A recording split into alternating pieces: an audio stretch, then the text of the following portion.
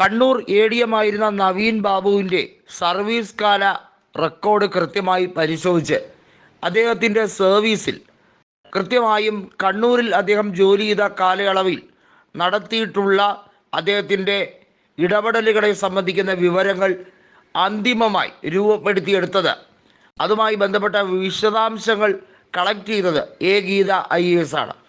Land revenue joint കമ്മീഷണറായ അവരുടെ കൃത്യമായ നിലപാട് ഒരു പരിധിവരെ ദിവ്യയെ കൊടുക്കും എന്നത് മാത്രമല്ല, ദിവ്യയും അതുപോലെ തന്നെ ഖനന മാഫിയയുമായുള്ള വഴിവിട്ട ഇടപാടുകളെക്കുറിച്ചുള്ള വിവരങ്ങൾ പുറത്തു വരും എന്ന് വ്യക്തമാവുകയാണ്.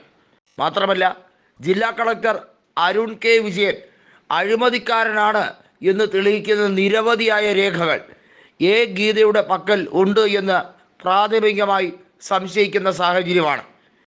ഗീതയ്ക്ക് വധഭീഷണി നിലനിൽക്കുന്നു എന്ന് തന്നെ ഇപ്പോൾ പറയപ്പെടുന്നുണ്ട്. കാരണം അവർക്കെതിരെ മാഫിയ സംഘങ്ങൾ, പ്രത്യേകിച്ചും ചെങ്കൽ മാഫിയയും അതുപോലെ തന്നെ ഭൂമാഫിയയുടെയും വലിയ രീതിയിലുള്ള ഒരു ശ്രമം ഇവരെ ഉപദ്രവിക്കാനായി തക്കം പാർത്തിയിരിക്കുന്നു എന്ന് വ്യക്തമാകുന്ന സാഹചര്യത്തിലേക്കാണ് ഇപ്പോൾ കാര്യങ്ങൾ നീങ്ങുന്നത്.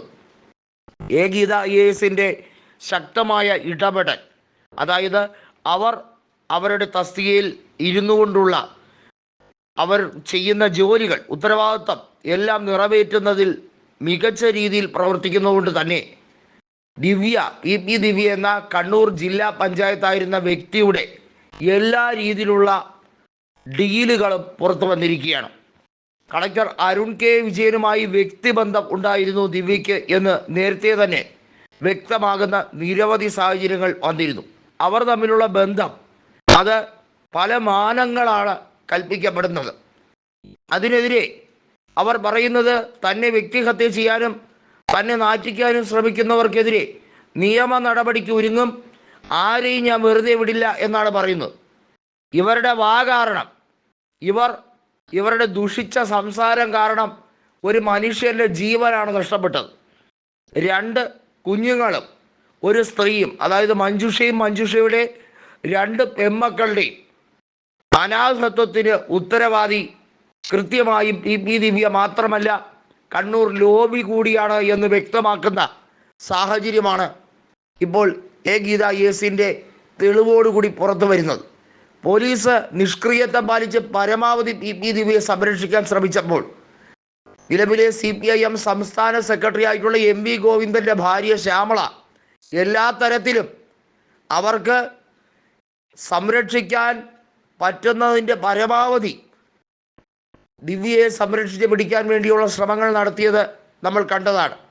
അഡ്വക്കേറ്റ് ജോൺ റാൽഫ് ചോദിച്ച 11 ചോദ്യങ്ങൾക്ക് കൃത്യമായി ഉത്തരം കൊടുക്കാൻ വിശ്വനോ അല്ലെങ്കിൽ പ്രതിസ്ഥാനത്ത് നിൽക്കുന്ന ദിവ്യയ്ക്ക് നേരിട്ടോ കഴിയാത്തൊരവസ്ഥ. SFIയിലൂടെ കോളേജ് രാഷ്ട്രീയത്തിൽ, വിദ്യാർത്ഥി രാഷ്ട്രീയത്തിലൂടെ തന്നെ ദിവ്യ ഉന്നതരുമായി വ്യക്തിബന്ധം പുലർത്തിയിരുന്നു എന്നുള്ളത് വളരെ വ്യക്തമാണ്.